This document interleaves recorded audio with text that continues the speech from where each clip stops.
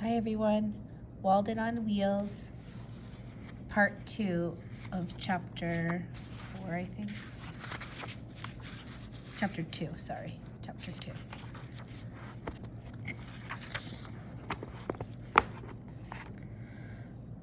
Okay. Pleistocene alongside our other extinct mammalian cousins like the woolly mammoth and saber-toothed tiger. Nevertheless, we were terrified about the prospect of running into one, as we were defenseless except for the 10-inch long decorative knives that dangled on our belts, which we bought at a pawn shop in Fairbanks, and a canister of bear spray, which is high-powered mace that has shown some effectiveness in repelling charging bears. Fears aside, some part of me harbored hopes of standing face to face with one. This is what I came for, after all, an adrenaline overload, a blow, a shock to my system, something that would charge every fiber of my body with screaming life, something that would scare the suburbs right out of me, something that would wake me out of my slumber and make me bellow once and for all, "Holy shit, this is real!" From a vantage point of a plane, one might wonder why the verdure of the Tundra Valley, this fertile plot of grassland, isn't dotted with thriving agrarian villages and cozy hamlets. From above, the land appears so flat and well-trimmed, the story of well-groomed lawn fit for picnics and pick-up football games. It's not yet until you're on the ground that you realize the Arctic is carpeted with some of the most unforgiving terrain imaginable. After spotting the bear tracks, Paul and I escaped the shadowy tree canopy creek and made our way toward the grassy hills so we could see all around us.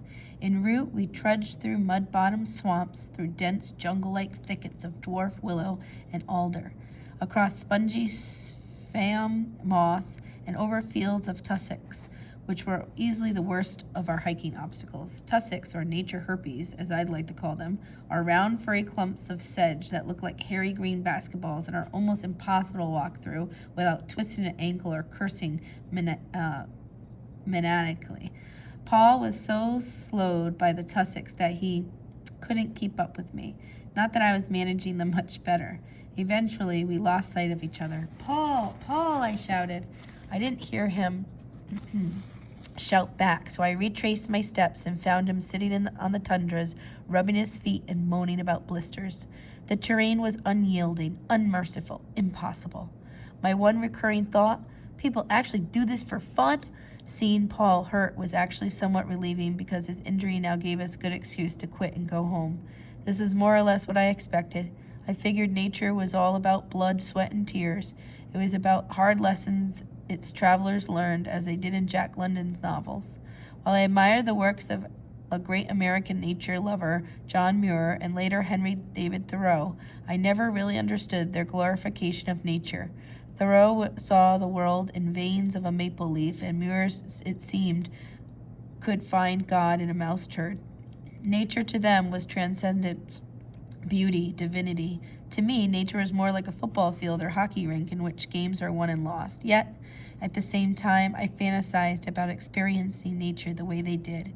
Maybe I would undergo some sort of holy, transcendent awakening out here. Maybe I'd climb Blue Cloud and come back from a hike with a deeper voice and a newfound connection to spiritual realms. Squirrels and ravens would sit on my shoulder. I'd be able to predict the weather from long gusts of wind. I'd become one with my chi. "So, you're sure you can't make it?" I asked Paul in a tone of sly entreaty. "Yeah, I don't think my feet can take any more," said Paul with fine regret, with genuine embarrassment. "I think I gotta head back. What are you gonna do?" I looked at Blue Cloud. The hills around it were green and bulbous and staid and solemn as a shrine of plump, cross-legged bronze Buddhas. Behind them rose Blue Cloud. It thrust itself over the hills, puncturing the cloudless blue sky, a warped, coal-colored arrowhead with veins of snow bleeding down its rocky grooves. It was miles away. Unfamiliar with the sensations of determination that were colonizing my chest, the following words stumbled from my mouth awkwardly in a half-statement, half-question sort of way, perhaps because I never had the chance to say anything cinematic before. "I think I'm going to keep going. I'm going to climb this mountain." Alone in the wild, I had no idea that the that the departure of a person could make me feel so different. With Paul gone, it was as if someone had suddenly cut the cords of the safety net that to this point had been hanging beneath me. I was now at the mercy of unfamiliar and abstract concepts, nature, fate, destiny. It was they, along with my wits and pair of trembling legs, that would determine whether I make it back alive. This would be my great Alaskan adventure, I thought. Oh, how I wished to tilt my head back and howl. And that's just what I did, unleashing a throaty, voice-cracking, off-key barbarian roar to the wild, manless world around me. In midair, I accidentally swallowed a mosquito and coughed, and then continued on now, alone, lurching over the tussocks and plowing my way through the thickets. The tussocks were everywhere. Every step demanded my full attention because each tussock required that I lift my leg extra high. After nearly 12 hours, the bottoms of my feet throbbed with prickly pain. It felt as if the soles of my boots were lined with thumbtacks.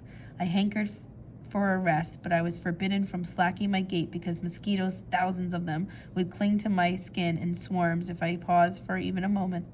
I began to feel a strange tightness in my chest. I became so sleepy I had to will myself to stay awake. My fatigue probably had something to do with dehydration, for I hadn't had any water in 6 hours because I feared I'd contract giardia from the creek below, as a rangerback in Coldfoot had warned. But then I remembered I had iodine tablets in my pack, one which would purify 32 ounces of water. I tore through my pack until I remembered that Paul had them in his pack. He had the matches and the compass too. Oh no. I'd forgotten to ask Paul to hand over his shares of our survival supplies when he left. This was the excuse I was looking for. Now I really could turn back. No one at camp would think less of me. This was the responsible, practical thing to do. It was the right thing to do. Yes, I really must turn back. But I couldn't. I wasn't sure why I cared so much about climbing this mountain, but I felt like something important was at stake. Maybe it was because I always felt so average. I was an average student, average athlete, an average son. I couldn't have been more average. Climbing the mountain was my chance to start over. While this climb, like any mountain climb, was pointless and probably no difficulty to say to any seasoned outdoorsman, getting to the top of Blue Cloud suddenly took an importance of mythic proportions to me. I pledged to myself then and there that unless I thought death was imminent, I would not turn back. I had been hiking for nearly 16 hours straight over a cruel and ruthless terrain, hauling a pack that felt as burdensome yet indispensable as a fallen comrade in battle. Each time I stopped to rest, I wasn't sure if I'd be able to get up, having perhaps depleted the last of my energy reserves. My thighs were wobbly, sacks of water and muscles of my calves felt so tight I worried my skin might split open and expose raw flesh like a pair of unforked hot dogs overheating in the microwave. My feet felt pulpy. I flinched before each step, awaiting the inevitable sting. My voice was hoarse from screaming to make unseen bears aware of my presence, and my shoulders were covered in blood because the mosquitoes would drink my deltoids where my backpack stretched my sweatshirt tight against my skin. With each slap, I killed 20 at a time, smearing their jellied remains onto the cotton. Yet, after each rest, I was able to get up and take a few more steps, and a few more after that. At some point, I wandered into that strange territory between my perceived limits and my actual limits, that stretch of land called the unknown, a territory as wild and unfamiliar as Alaskan country before me. Climbing Blue Cloud was like climbing a hill of pennies. For every 2 steps I took, I slid down one because the loose rocks would move beneath me, jingling down the mountain with each foot placement. As I neared the top, the rocks got bigger and boulder-like. I could now use my hands to pull my body up, yet each time I thought I was about to summit, I'd get to the top, only to see that I still had more mountain to climb. Finally, I arrived. I staggered over to a boulder, set down my pack, and spun around. There were mountain peaks and mountain peaks as far as the eye could see. They were colored with puffy white lichen, neon grass moss, and tinted leopard prints of cloud shadows. The landscape was a field of soft-edged flames, an armada of shark fins, a geological congregation of serrated ridges, grassy mounds, glacial moraines, and ice-cored pingos. It was so still and quiet and motionless, so unprofitable and so wild. How could such a landscape be so barren yet so appetizing to the eyes? I would have thought an endless vista of 5,000-foot rock piles bearing only the most resilient patches of moss and lichen would produce sensations of disgust and revulsion. But oh no, the pasture may entice us with its fertility and the city its sophistication, but the brook's allure is in its desolation, its beauty that frightens and awes, it sets your imagination astir. The cool mountaintop gusts ruffled my sweaty hair and momentarily dispersed the mosquitoes that pursued me, affording me a brief respite from discomfort. I thought about what I'd probably be doing at home in New York right now, maybe pushing carts or playing video games. Yet here I was, a cart pusher in Alaska, a suburbanite in the wilderness, a stranger in the wild North Country. I didn't feel my chi, nor did I feel like I'd won or conquered anything. Instead, I felt nothing but awe and deference and humility. I was nothing compared to all of this. When Paul had left me, we agreed to rendezvous at the starting point, an abandoned mining camp called Nolan. When I'd told him to give me 12 hours to get up the mountain and back to Nolan, I'd seriously underestimated how far the mountain was and how much time it would take me to do all that hiking. So when he drove my dad's SUV back to Nolan and didn't see me waiting for him, it dawned on him that it was possible that I might not ever make it back. He slept in the SUV, hoping that he'd wake up to me opening the passenger side door, signaling my safe return. But I never did. He returned to Coldfoot and would head back to Nolan twice more, and each time he didn't see me. He felt overcome by a guilt that brought him to his knees, where he prayed for the first time in years. Soon concerned co-workers began conjecturing what wild animal I was inside of. A local ranger caught wind of my hike, so he interviewed Paul to gauge my likelihood for survival and found out if I had any suicidal tendencies. You mean to tell me you guys went out there with no map, no survival gear, hardly any food, and in jeans? The ranger said to Paul before shaking his head incredulously. And what's this about not knowing how to set up a tent? The ranger clambered aboard his bush plane so he could search for me above. I began my descent. I knew I'd been hiking for a while, but I didn't know how exactly long. The sun hovers confusingly above the horizon at all hours of the day during Arctic summer. The mountain was so steep that I had to keep my back against the mountain, carefully lowering each foot into piles of gushing scree. When a large rock fell from beneath me, I slid 20 feet down the mountain, rocks tearing a hole in the bottom of my pack and ripping open my seat of my jeans. I yelled at a big brown rock I thought was a bear, startled a group of 9 snow-white doll sheep ewes standing on a ledge, and walked beneath a lone gray storm cloud that followed me cartoonishly, soaking my sleeping bag and adding another 10 pounds to my pack. The pains in my feet began moving up into my calves, knees, and groin, then finally my lower back. My legs were too heaving, heavy tree trunks that I had little control over. I flung one in front of the other, hoping that my strides would resemble something close to walking. I didn't walk, I staggered. If there had been anyone out there to see me, they might have guessed that I was an intrepid member of the undead who set out to spread the infection of remote pockets of Alaska, or a courageous convalescent who set out to prove that he could, in fact, travel to the backcountry despite having previously suffered a crippling spinal injury. I had been hiking without pause for what I think had been 20 hours. My mouth was parched, my shoulders sore from backpack straps, and my feet felt like tenderized hamburger meat. I sat amid a buzzing galaxy of mosquitoes that plunged their proboscis through clothes and into flesh.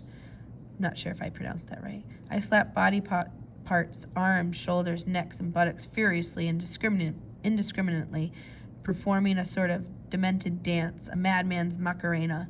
I felt the eyes of the grizzly following me everywhere, but each time I looked behind me, it was never there. I had never experienced such misery. Now I could walk only a few minutes at a time before collapsing. I began to wonder, with no short trepidation, not when, but if I'd make it back. After one such collapse, I slept for a half hour in a pile of rocks, turtling my head into my sweatshirt to hide from mosquitoes. When I awoke, I scanned the terrain. Something seemed different. I reached my torn backpack to retrieve my map. Oh no, because it wasn't there, and sat down to scan the landscape once more. I was maybe 10 miles from where I began, except I had no idea where I was or where I was supposed to go. And because the sun never set, I couldn't tell east from west or north from south. I had no food, no map, no matches, and no way to call Paul in Coldfoot for a signal for help. Thought of my mom and dad back home. They had no idea why I wanted to go to Alaska, yet they had been so supportive. How could I have been so irresponsible? How could I have brought so much pain to such sweet people? I was alone in the wild on the first hike of my life, and I was lost. I had only one option. I looked toward the horizon, found a point that most looked like where I'd come from, and told myself that was where I was going to go. Because Coldfoot became enveloped in a blinding forest fire haze, the ranger decided to postpone his flight, and Paul started to talk to coworkers about organizing search parties. But he didn't need to. After 28 hours of almost nonstop hiking, I'd find a plastic wrapper, then a footprint, then caterpillar tracks, and then Paul in an SUV waiting for me. When I was on the hike, I told myself that I'd never hike again, yet as the days went by and the pains in my feet subsided, I began to look back on my little adventure with a hint of fondness. When it comes to memories, it seems we all have an editor within who will, if it will make for a good story, revise the senselessness into symbols and rephrase miseries into warm memories. My editor would make Blue Cloud a chapter, a turning point, a happy pinnacle of my life. That time I discovered in myself a sense of determination that I didn't know I had in me. I went back to climb mountains and brooks again and again that summer. Perhaps there was no better act of simplification than climbing a mountain. For an afternoon, a day, or a week, it's a way of reducing a complicated life into a simple goal. All you have to do is take one step at a time, place one foot in front of the other, and refuse to turn back until you've given everything you have. At the end of the summer, Paul and I drove back to New York as fast as possible so Paul could enroll in community college and so I could finish up my last year as a fifth-year super senior at UB and get my degree. I signed up for a fifth year because not all my freshman year credits from Alfred transferred over, and also because I wasn't in a hurry to leave school. I came back confident and calm. My hair stopped falling out, the Tourette's and baggy eyes and voices had vanished. Yet with every passing day, I began to feel pressure of all the debt weighing me down. Halfway through the fall semester, my mother called me down to the kitchen table. In front of her was a scattering of old bills and manila envelopes. When I walked in, she stared at me for a moment. She said, "Ken, we need to talk," which usually meant she needed to talk and that the conversation would quickly become a theatrical dispute that would end with one of us storming out of the room and issuing the standard family rhetoric of accusing the other person of being insane, usually in the form of, "Are you insane? You're insane. Oh my God, you're insane. We need to have a discussion about your loan," she said gravely. "Do you realize how much money you're going to have to pay back?" "Mom, geez, don't worry, I'll be fine. I told you, I'll deal with it when I have to." My mom, being in a fervent state of worry, was nothing new to me, because her training as a nurse throughout my adolescence, I've been subject to the outrageous medical evaluations after another. I tried not to clear my throat in front of her because I knew she'd worry about it if I had a whooping cough. I'd always wear a shirt around the house for fear that she'd diagnose one of my back pimples as a case of impetigo again. If I showed her an unusual lump on my scalp from a spider bite, she silently appraised my deformity. Her skin would turn gray, her eyes would water, and she'd think, "Oh my God, my son has 3 months to live." After so many misdiagnoses, I couldn't help but become skeptical about her misgivings. It became my instinct to counter her seriousness with playfulness, her pessimism with optimism, her insanity with inanity. Unlike my mom, I hardly thought about debt. That I'd known that I had debt, of course, so that one day I'd have to pay it off, but that day always seemed far away, as if it would take place in a second lifetime or far-fetched futuristic world with flying cars, robots, and universal health care. I'd been putting off dealing with it from the moment I took out loans. Debt, to me, was like death. I thought it was silly to worry about gloomy inevitabilities until I had to. My mother, though, couldn't get my loans out of her head, and each time she'd bring them up, I'd shrug off her warnings and shove worries to the back of my mind where I'd keep them all day. I really had to start dealing with them. I don't know what you're going to do, she said. Ken, you're going to be $32,000 in debt. What are you going to do? I told you what I'm going to do about my loans. I'm going to fake my death. You already knew that. I was joking, but I really did. Just for a moment, consider the idea.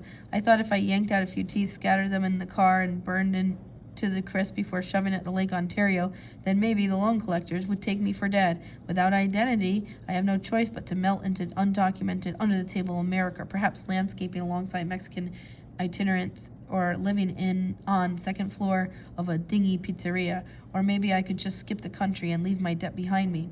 I'd go to some exotic archipelago, some lawless corner of Southeast Asia where I would embrace life of crime.